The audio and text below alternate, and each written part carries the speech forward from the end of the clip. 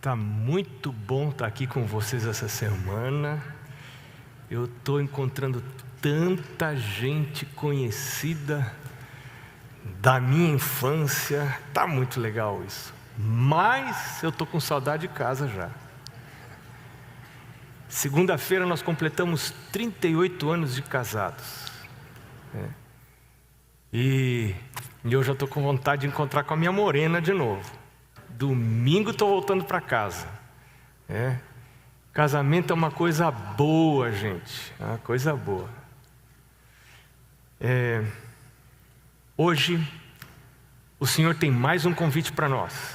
Nós estamos desde o início dessa semana falando da importância de votos de compromissos. O Senhor tem chamado você e a mim para fazermos votos e compromissos com respeito a coisas que nós não queremos, mas nós precisamos. E a gente não precisa querer mesmo, sabe? A gente não precisa querer. A gente precisa pedir, né? Eu não quero uma série de coisas que eu sei que eu preciso, mas eu tenho o privilégio de ter um Deus que sabe que eu sou pó. Eu não preciso fingir para Deus que eu sou pastor. Isso é um compromisso muito inatingível. Já pensou se eu for para Deus, Senhor Deus, olha, eu sou um pastor. Deus fala, não preciso fingir. Eu posso ir para Ele e falar, meu Deus, olha para mim, vê como eu sou. E eu tenho modelos na Bíblia. Eu tenho Davi, um profeta, que falou, meu Deus, cria em mim um coração puro, renova em mim um espírito reto. Não tem nada bom dentro de mim. Paulo falou, eu sou o principal dos pecadores. Quando eu quero fazer o bem, eu não faço. Que coisa muito dura. E esse é um dos problemas do perfeccionismo, né? Esse é um dos problemas do perfeccionismo. Essa postura de que eu consigo fazer as coisas pelas minhas forças. Nós não conseguimos. Perfeição é diferente de perfeccionismo. O Senhor Jesus nos quer dar perfeição. Nós vimos ontem que a perfeição vem quando recebemos o Espírito Santo. E a perfeição de caráter vem com a semelhança de Cristo. E a gente vê o fruto do Espírito lá em Gálatas capítulo 5, 22 e 23. Mas o fruto do Espírito é amor, alegria, bondade, benignidade, fidelidade, mansidão e domínio próprio. Se eu não tenho domínio próprio, minha geladeira não tem chave. Tem gente que a geladeira não tem chave. Falta domínio próprio. A gente viu que a primeira lição de domínio próprio é com comida. E Ellen White diz que esta é a primeira vitória a ser ganha na vida cristã. A primeira vitória a ser ganha. A temperança sozinha é o fundamento de todas as vitórias e de todas as graças a serem alcançadas. Sozinha. Agora, temperança é o último pedacinho do fruto do Espírito. Não é você que fala, eu sou temperante. Isso é pelas obras, isso é aborrecível aos olhos de Deus. Mas você diz, meu Deus, é o contrário, eu sou intemperante. Isso tem atrapalhado o meu relacionamento com o Senhor. Quem sabe tem atrapalhado o meu relacionamento com o próximo, no meu casamento. A minha mente não funciona direito. Meu Deus, me ajuda, coloca em mim teu Espírito, perdoa os meus pecados. Pecado confessado é pecado perdoado. A gente fala muito sobre justificação. Justificação é uma realidade quando há confissão. Não pode haver justificação sem confissão. A justificação está disponível,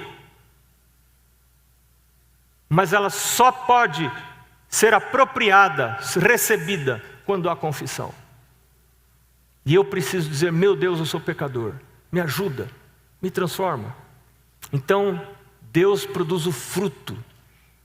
Esse fruto é o vínculo da perfeição. O amor, Paulo fala, é o vínculo da perfeição. Não é a obediência à lei. É o amor que é o vínculo à perfeição. Porque às vezes eu obedeço a lei, inclusive na reforma de saúde. Deixa eu falar um pouquinho, a reforma de saúde é um símbolo do resto da vida cristã. Inclusive na reforma de saúde eu consigo seguir e faço e como arroz integral, tudo certinho, tomo água, mas sou um crítico de quem não faz. Tem algum problema nessa minha perfeição, porque a perfeição começa pelo amor. Paulo fala que o amor é o vínculo da perfeição, é o que fecha a perfeição. Então, se esse meu vegetarianismo, se esse meu veganismo, ele não me leva a amar mais o próximo, a comer junto com quem não é vegetariano, sorrindo, feliz, sem nenhum olhar crítico, poder viver, conviver, andar com essas pessoas, amar essas pessoas, querer o bem delas. Se isso não acontece, tem algum problema aí. Porque a mensagem de reforma de saúde, ela foi dada para me fazer uma pessoa mais amorosa. Mas você sabe, tudo que Deus faz para o bem, e foi Deus que deu essa mensagem. E não adianta a gente querer fugir dela como igreja.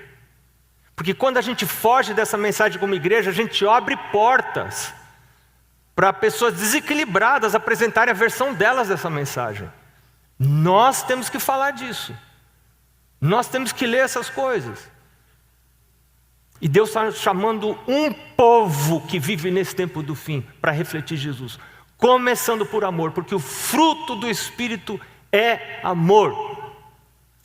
Isso eu só recebo se eu fizer o meu propósito de desenvolver o hábito de ir à presença de Deus toda manhã. E buscar Ele, meu momento de oração. E algumas pessoas já me disseram, pastor, já estou praticando aí a oração dos 7 minutos. Um me falou, ontem eu disse para vocês, né? Alguém falou, pastor, orei 19 minutos. E eu, antes de praticar esse sisteminha da oração dos 7 minutos, às vezes eu passava tempo orando, mas metade do tempo pensando em um monte de coisa da vida que nem era oração, porque eu não tinha um plano de oração. Então, quando você tem um plano de oração, a oração funciona melhor, né? Uma parte importante da oração é a oração intercessora. Porque às vezes, até quando eu oro, eu sou egoísta. É só no me dá, né? Me dá isso, Senhor, me faz isso, me faz fortão, me faz bonito, me faz rico. O que mais que você quer, né? Rico, bonito, fortão, tudo. Não, peraí um pouquinho. Então, oração intercessora muda o foco da minha vida. Lembra que Ellen White fala que o oposto do amor é o quê? Egoísmo. E quando Satanás não consegue me afastar da oração, ele tenta me levar a ser egoísta até na oração. Orar por mim, por eu.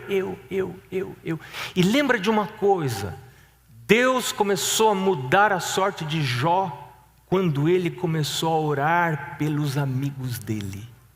Ele estava sofrendo, ele podia, Deus me livre de sofrimento, oh meu Deus, não aguento mais. Jó falou, vou orar pelos meus amigos. Muda o foco da oração, sai de você, vai para os outros. Eu quero contar algumas coisas para você hoje. Hoje é um tema que para mim é muito precioso. Eu estou pedindo a Jesus que me ajude a falar dele, porque ele é muito precioso, ele é muito importante, e ele é muito desafiador para mim. Mateus capítulo 28 é o texto que a gente vai usar hoje. Mateus capítulo 28, versos 18, 19 e 20. Jesus, aproximando-se, falou-lhes dizendo: toda autoridade me foi dada no céu e na terra. Ide, portanto, fazei discípulos de todas as nações, batizando-os em nome do Pai, do Filho, do Espírito Santo, ensinando-os a guardar todas as coisas que vos tenho ordenado. Todos os detalhes, as mínimas coisas. E eis que estou convosco todos os dias, até a consumação dos séculos. A gente está acostumado a pensar que isso aqui é tarefa da igreja. Isso Deus para a igreja. Não. Deus deu para mim. Teve um homem nessa terra, além do meu pai e da minha mãe, que foi um pai na fé. Eu considero esse homem e meu pai e minha mãe. Foram meus pais na fé. Esse homem foi um ancião de igreja, meu primeiro distrito. Eu contei para os teologandos, tive esses dias lá com eles, que eu nunca quis ser pastor. Nunca na minha vida sonhei ser pastor. Eu estava terminando teologia, fiz em 5 anos, e ainda não queria ser pastor. Não pensava em ser pastor. Não passava na minha cabeça a ideia de ser pastor. E no final do curso, Deus me levou algumas experiências que me mostrou que eu precisava, porque eu sou muito fraco, eu não tenho fraco domínio próprio, pouco domínio próprio e pouca resistência à tentação. E Deus me mostrou claramente que eu precisava fazer alguma coisa que me levasse a ficar com a Bíblia o dia todo na mão. E eu pensei, fui lá à associação conversar com eles, eu já trabalhava como professor de música, e eles, com certeza, eu continuaria trabalhando. Me falaram isso para mim: não, você continua trabalhando com a gente aqui, né? Mas eu fui à associação e falei: não, eu quero trabalhar, eu quero fazer outra coisa. Eu quero alguma coisa que me obrigue a ficar com a Bíblia o dia inteiro na mão. Qual a coisa que faz você ficar com a Bíblia o dia inteiro na mão? Ser obreiro bíblico. Eu pensei: vou ser obreiro bíblico. E de repente me dão um distrito pastoral para cuidar. Eu sem o menor preparo para ser pastor. As aulas que se ensinavam como ser pastor, eu não vou ser pastor. Simplesmente, né? E aí chego num distrito e alguém lá na associação falou assim: ó, você cuidado, você está indo para um distrito que tem um irmão lá que é meio fanático. Ele é radical, cuidado, cuidado. Mas eu tinha aprendido uma coisa: você não acredita em tudo que você lê, e você não acredita em tudo que você ouve. Os bereanos eram mais nobres, porque eles investigavam as escrituras para ver se as coisas eram assim. E eu pensei: eu vou olhar, e eu quero ver, e eu vou comparar com a palavra de Deus. No fim, sabe o que aconteceu? Esse irmão me ensinou tanta coisa, tanta coisa, tanta coisa, tanta coisa. Ele formou meu ministério. Ele me fez ser um pastor, ele era o meu pastor. Teve um dia, uma segunda-feira, que ele bateu na porta da minha casa. Nunca vou esquecer esse dia. De terno, gravata e uma pasta na mão. Falei: bom dia, irmão Antônio. Falou: bom dia, pastor. O que eu posso lhe ajudar? Não, você não pode me ajudar em nada. Hoje é eu que vou ajudar você. Pastor sempre visita e nunca recebe visita. Hoje eu vim visitar você. Esse homem de Deus veio me visitar para orar comigo. Mas ele tinha algumas coisas interessantes. Uma das coisas que ele dizia era: eu gosto de pensar que caiu uma bomba matadora de cristãos, de adventistas. Morreu todo mundo, só sobrei eu. Puxa, irmão, que crueldade, né? Não, pastor, é o seguinte: se morreu todo mundo, quem é a igreja? Só sobrei eu? Sou eu. Quem que abre a igreja? Eu. Quem que limpa o banheiro na igreja? Sou eu. Quem que faz a recepção? Sou eu. Quem que vê se tem visita na igreja ou não tem visita? Sou eu. Quem que passa a lição? Sou eu. Se precisar pregar, quem que prega? Sou eu. Pastor, a igreja sou eu. A igreja sou eu. Eu não venho à igreja para assistir. Eu venho à igreja trabalhar. Hoje a gente está numa geração de fracotes. Não gostei do sermão. Não me tocou o sermão hoje. Né? A igreja não faz nada por mim. A igreja não é para fazer nada por você. É você que tem que fazer pela igreja. Esse é o que Jesus está falando. Você é minha testemunha. Você está aí para carregar o piano. Não é para ser carregado. Esse é o propósito de Deus para a sua igreja, para o povo de Deus. E Ellen White tem um texto no livro Conselho sobre Mordomia. Ela fala assim: se a sua presença na igreja Eu tenho que até cuidar para falar isso, porque é forte o negócio. Ela fala assim: se a sua presença na igreja não é mais uma vantagem para a igreja do que para você, a igreja passaria melhor sem você. Meu, que paulada que eu recebi, né? Então, por que eu vou à igreja? Eu vou à igreja para ser uma vantagem para a igreja. Não é para ser uma vantagem para mim. Eu não vou lá para escutar sermão. Escutar sermão, podia escutar lá, olhar pelo YouTube. Não, eu preciso estar lá. Por que eu preciso estar lá? Sermão eu ouço, Spotify, YouTube. Mas é essa a minha visão de igreja. Nós somos, diz Paulo, colunas e baluartes da verdade. Para que serve coluna? Coluna serve para botar peso em cima, para carregar peso. Eu sou a igreja, caiu uma bomba e matou todo mundo. E quando Jesus fala aqui, ide, fazei discípulos, é muito mais do que evangelho social. Não, nós temos que amar o próximo, vamos fazer isso, cuidar do próximo, ajudar, mantimento, tudo é bonito, tudo tem que fazer. Mas tem que chegar no fazer discípulos, e batizar, e ensinar todas as coisas. Agora, quem Deus chama para fazer isso? Quem que Deus chama para fazer isso? Sou eu e você. Ellen White diz: cada pessoa que nasce no reino de Deus, nasce como missionário.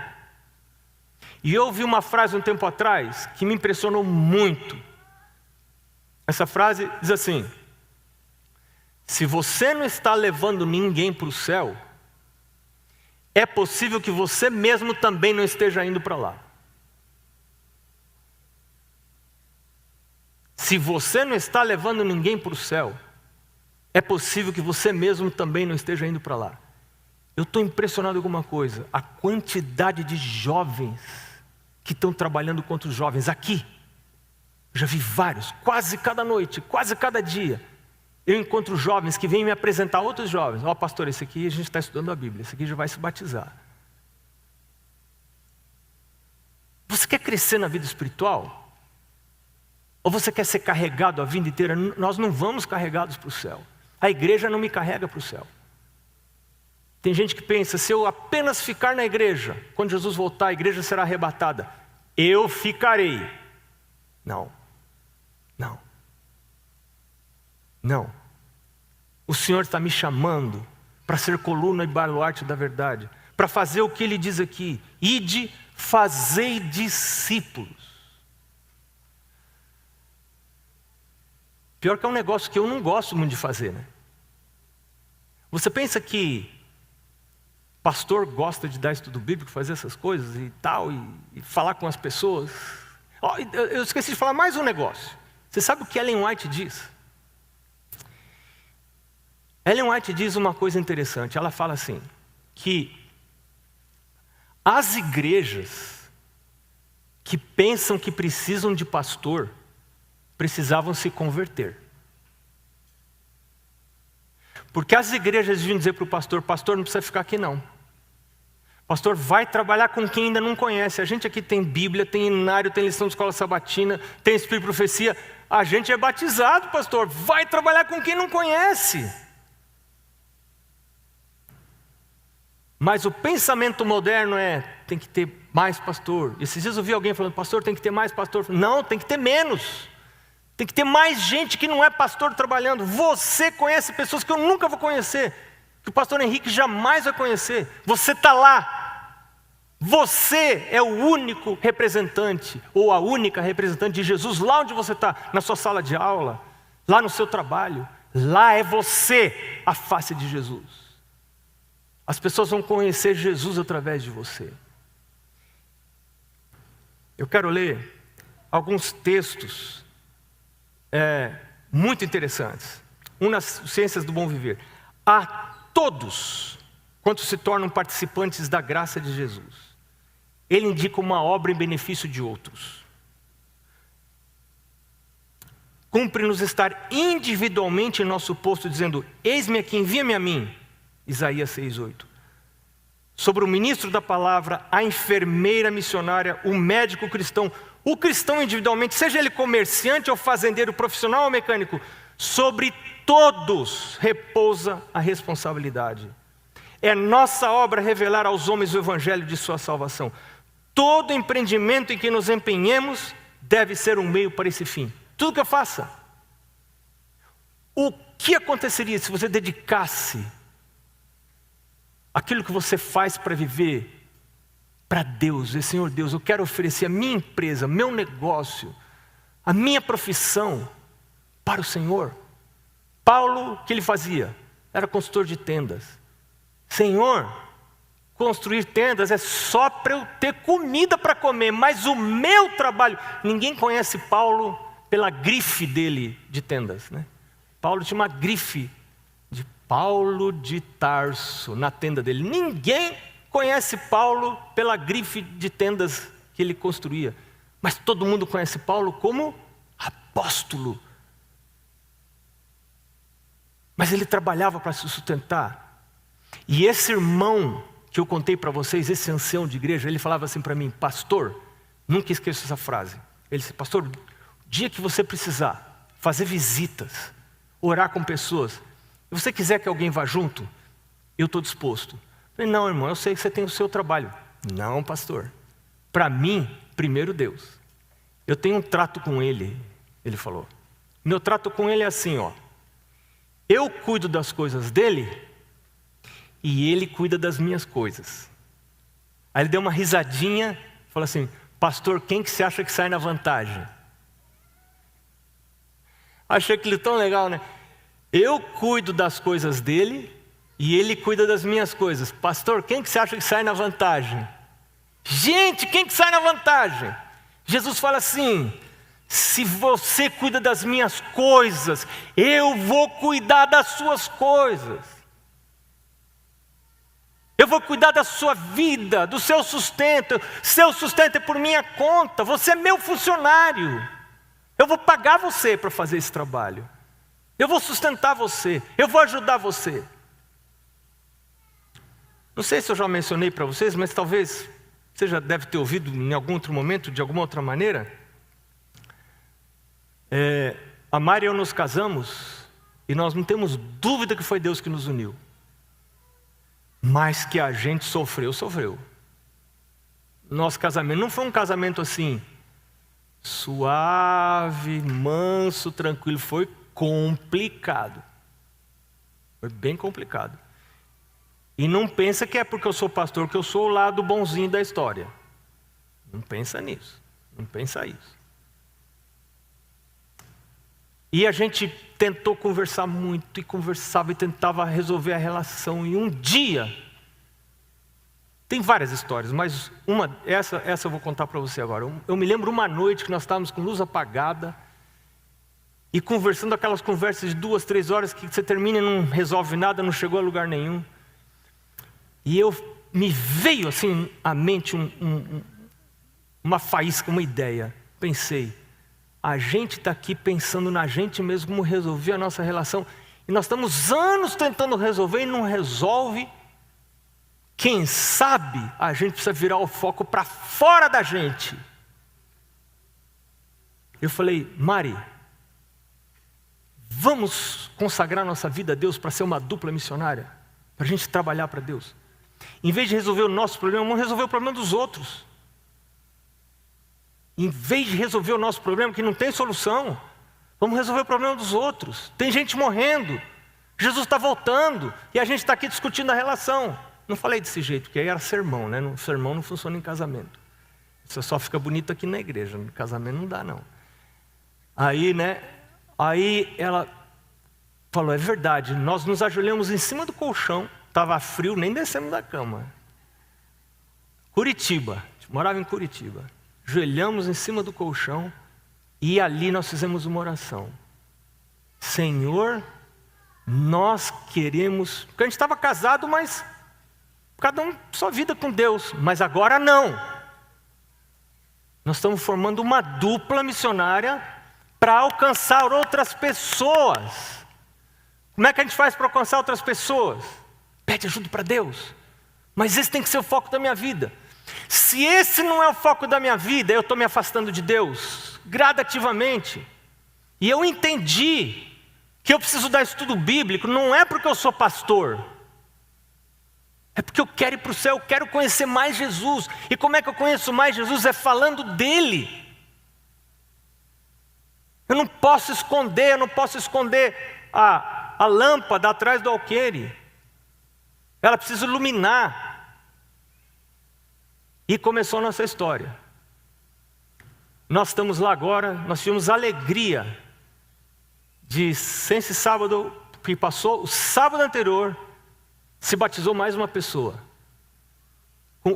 para quem nós demos estudo bíblico. Um senhor, dono de uma empresa que presta serviço ao governo americano,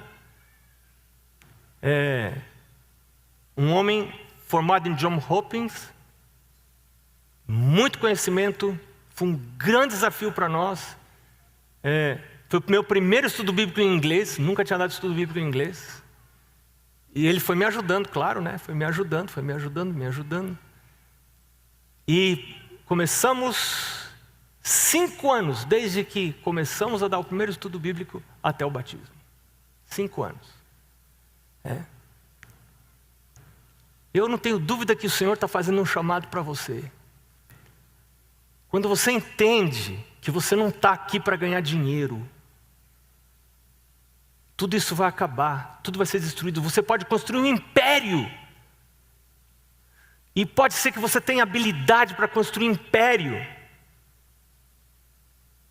Pedro fala, todas estas coisas vão se desfazer incendiadas. No dia da volta de Jesus, tudo vai queimar, vai acabar tudo. Só vão sobrar as pessoas que vão subir com você para o céu. O resto, tudo vai desaparecer. Tudo vai acabar. E Daniel fala uma coisa muito interessante. Daniel capítulo 12. Veja o que fala Daniel, capítulo 12. Se não me engano, é verso 3. Daniel, capítulo 12. Exatamente, verso 3. Diz aqui: os que forem sábios, pois... Olha, é legal começar no verso 1. Vamos começar no verso 1 de capítulo 12. Nesse tempo se levantará Miguel, o grande príncipe, o defensor dos filhos do povo, do teu povo. E haverá tempo de angústia qual nunca houve, desde que houve nação até aquele tempo. Mas naquele tempo será salvo o teu povo, todo que for achado inscrito no livro. Muitos dos que dormem no pó da terra ressuscitarão, uns para a vida eterna, outros para a vergonha e horror eterno. Mas, agora vem o verso 3. Os que forem sábios, pois, resplandecerão como o fulgor do firmamento. E os que a muitos conduzirem à justiça, como as estrelas, sempre e eternamente. Os que a muitos conduzirem à justiça. Você tem que começar a convidar. Aí você fala assim para mim, pastor, mas eu não tenho dom. Quem falou que você precisa ter dom? Esse negócio dos dons espirituais. Deixa eu falar um negócio aqui que eu dou todo o direito se você não concordar comigo. Você já viu esses testes de dons? Alguns desses testes não são testes de dons, são testes de gostos. Do que você gosta? Gosto é uma coisa, dom é outra coisa. Deus não perguntou para Moisés do que ele gostava. Deus falou, Moisés, vai lá falar com o faraó. Aí o que Moisés falou para Deus? Senhor, eu não sei falar, eu sou duro de língua. Deus falou, quem que está perguntando isso para você? Quem que perguntou como é que é sua língua, Moisés? Você acha que... Quem que fez sua língua? Eu sei como é que é sua língua. Senhor, eu não sei falar. Eu não estou perguntando isso para você. Eu estou falando para você ir lá falar com o faraó. Senhor. Moisés, vai Moisés. Quando Deus manda você ir, você vai depois ver como é que você vai fazer. E o fato de você achar que você não pode, que você não sabe, é a coisa que capacita você a fazer. Porque quando você acha que sabe, você não precisa de Deus. Você vai e resolve. Mas quando você acha que não sabe, você precisa orar. Você precisa dobrar o joelho. Meu Deus, eu já falei que eu vou dar estudo bíblico para aquela pessoa, nunca dei estudo bíblico, e agora como é que eu vou fazer, meu Deus? E você dobra o joelho, e cada estudo bíblico você se ajoelha e estuda a lição, e tem lá as perguntas e as respostas, e aí você vai e dá a lição com oração, com dependência de Jesus vai comigo, Jesus vai. Agora, se você achasse que sabia dar estudo bíblico, você vai lá assobiando, não ora, não faz nada, e dá estudo bíblico como um incrédulo, porque você acha que você sabe tudo. Então Deus não está chamando. Dons espirituais a gente recebe quando a gente exercita. Deus não derrama dons sobre curiosos. Deus derrama dons sobre obedientes, quando precisa. O dom é dado quando há uma utilidade. O dom não é dado simplesmente para ornamentar a minha vida. Não. O dom é dado para ornamentar a igreja, para ajudar a outras pessoas. Então, quando Deus convida você para trabalhar, aceite, sem saber como vai fazer, e vá pelo poder de Deus. O Espírito Santo será derramado sobre você. Atos capítulo 1, verso 8. Recebereis poder ao descer sobre vós o Espírito Santo, e sereis minhas testemunhas, tanto em Jerusalém, como na Judéia, como Samaria, até os confins da terra. Deus está nos chamando, Deus está nos chamando. Tem algumas outras coisas interessantes que eu queria compartilhar com você. Eu não posso ler todos os textos que eu tenho aqui. Eu imaginava que eu ia ler tudo isso, mas que inocência, Marcos. Você não sabe que não dá tempo de ler tudo isso? Não dá mesmo. Olha, uma frasezinha curtinha, Serviço Cristão, página 16, Ellen White diz assim: é trabalhando por outros que eles manterão vivas suas próprias almas. Aí tem gente que fala assim: ai pastor, como uma igreja é fria. Uma igreja é fria, como é que é? A igreja, pastor, a igreja é fria. Quem que é frio? Sou eu, porque a igreja quem é? A igreja sou eu. A igreja é feita de pessoas. Pessoas como eu e você. Ah pastor, a igreja é isso, a igreja é aquilo. Não, a igreja sou eu. É trabalhando por outros que manterão vivas suas próprias almas. Por que existe igreja? Olha só que interessante. A igreja é um instrumento apontado por Deus para a salvação dos homens. Foi organizada para servir e sua missão é levar o evangelho ao mundo.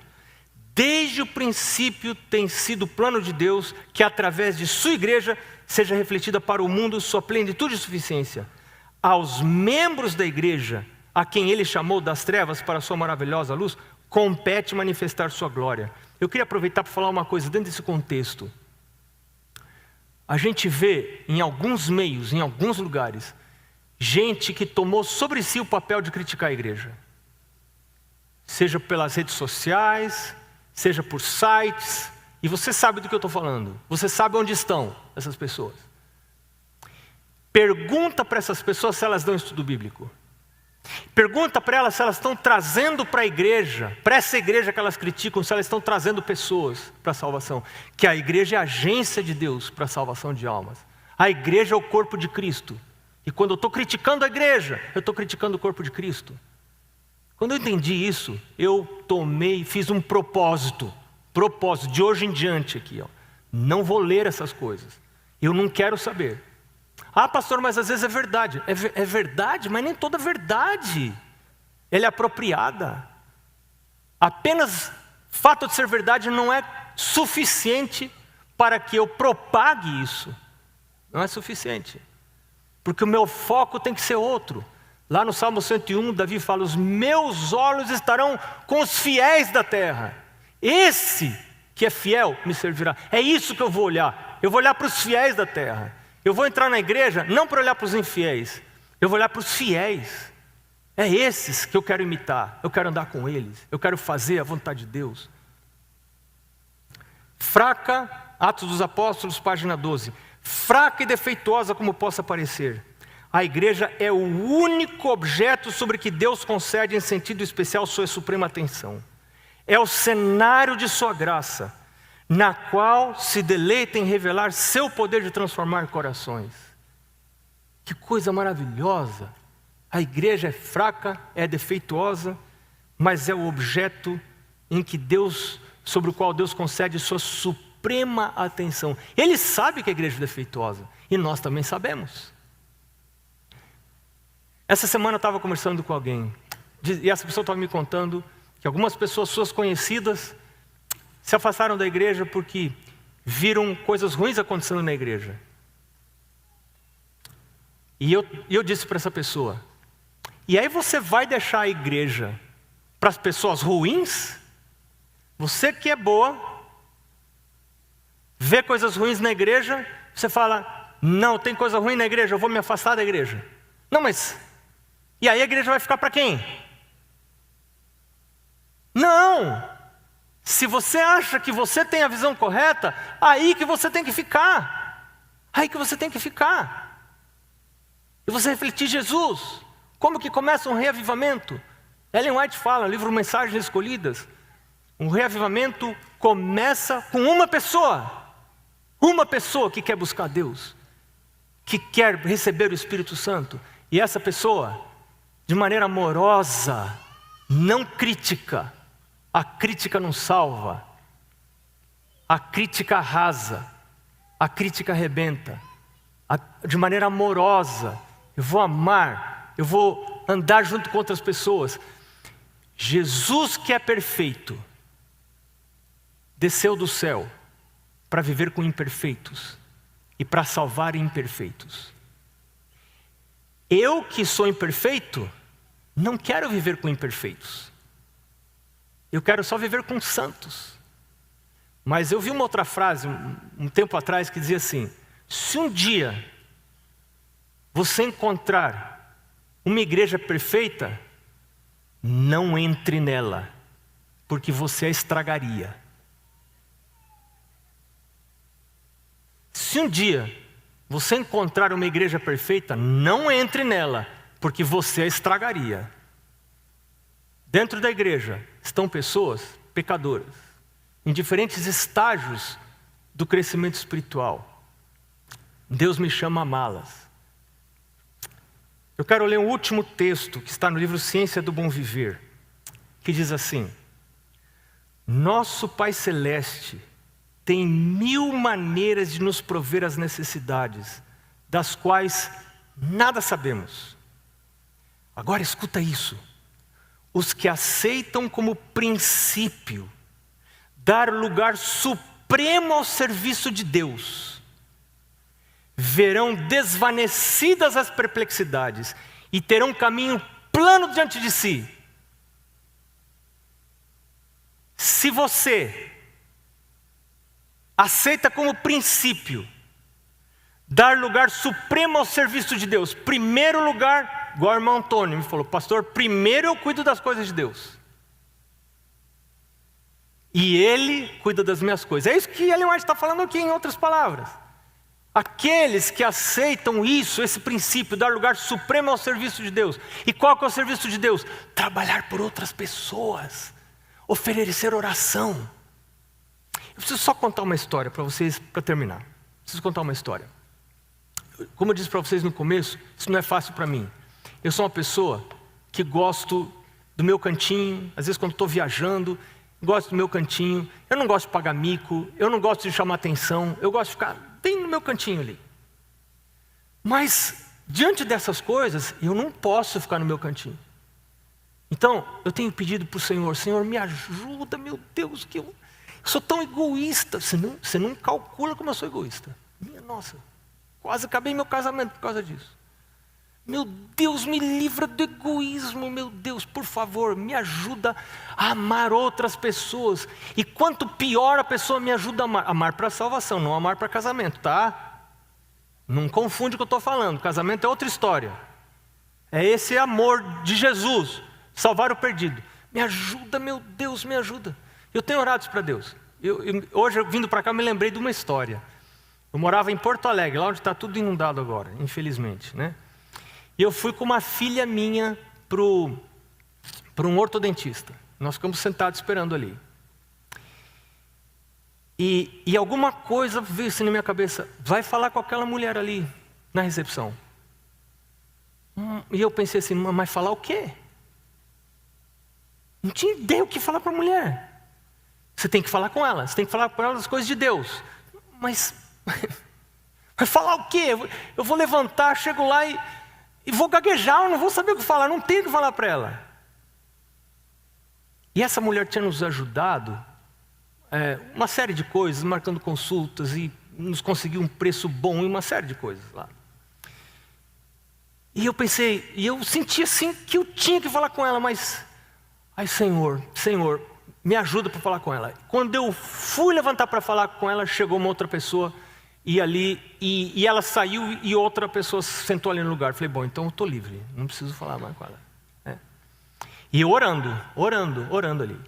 Aí daqui a pouco minha filha entrou para ser atendida e aquela que tinha vindo substituir voltou lá para dentro do consultório e ela voltou, ficou ali sozinha. Ai, agora eu vou ter que ir.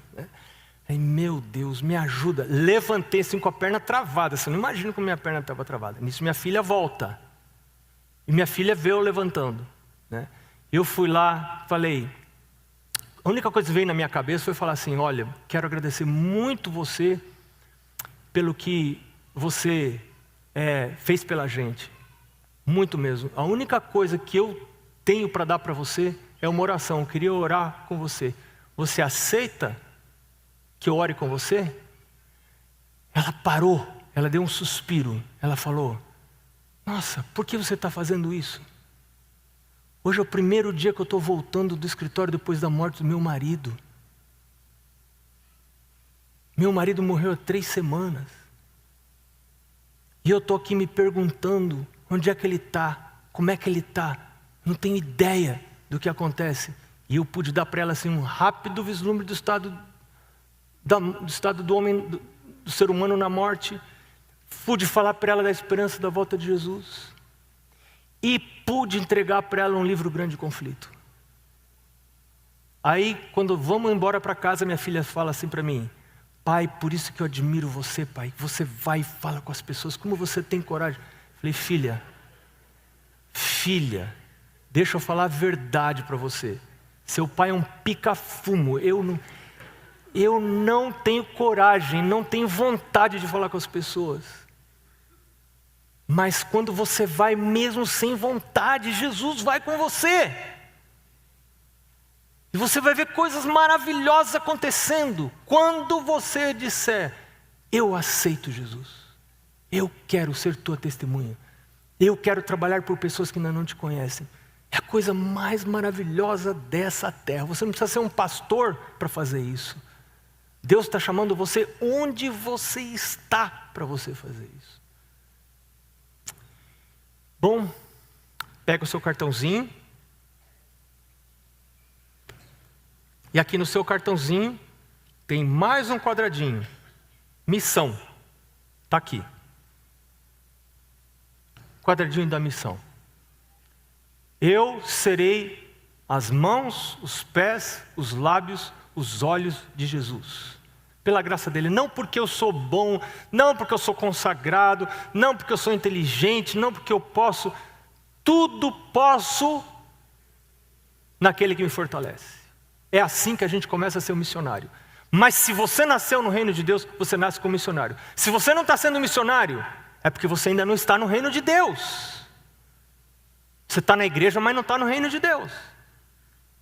O que você vai fazer? Começa com alguma coisa, distribui livro, folheto, orar com pessoas, oferece orações pelas pessoas. As pessoas se surpreendem, dificilmente alguém rejeita. Oferece, vai atrás, dá o passo.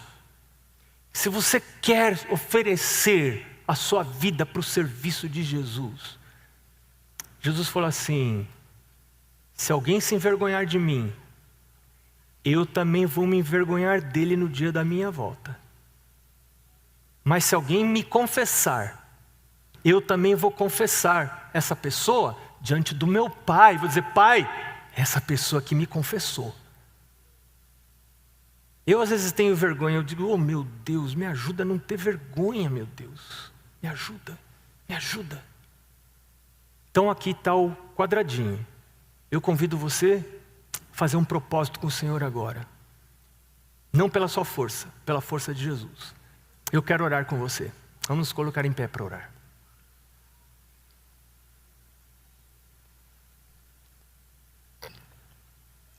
Senhor, em nossas mãos está um pedaço de papel, um cartão de compromisso.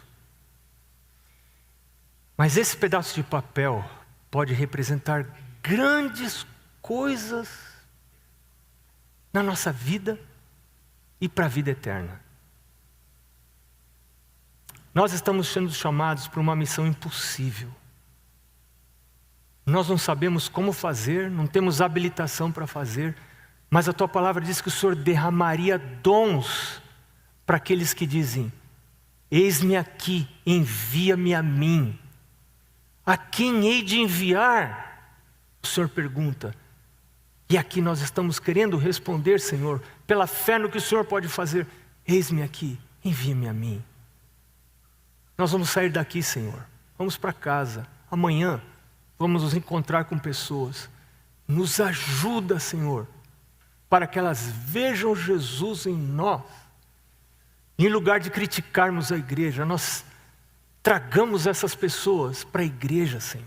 Para que elas venham, façam parte da igreja. Queremos ensinar cada pedaço das Tuas verdades, para que elas façam parte dessa última geração que está esperando Jesus voltar. Nós pedimos estas bênçãos e as agradecemos em nome de Jesus. Amém.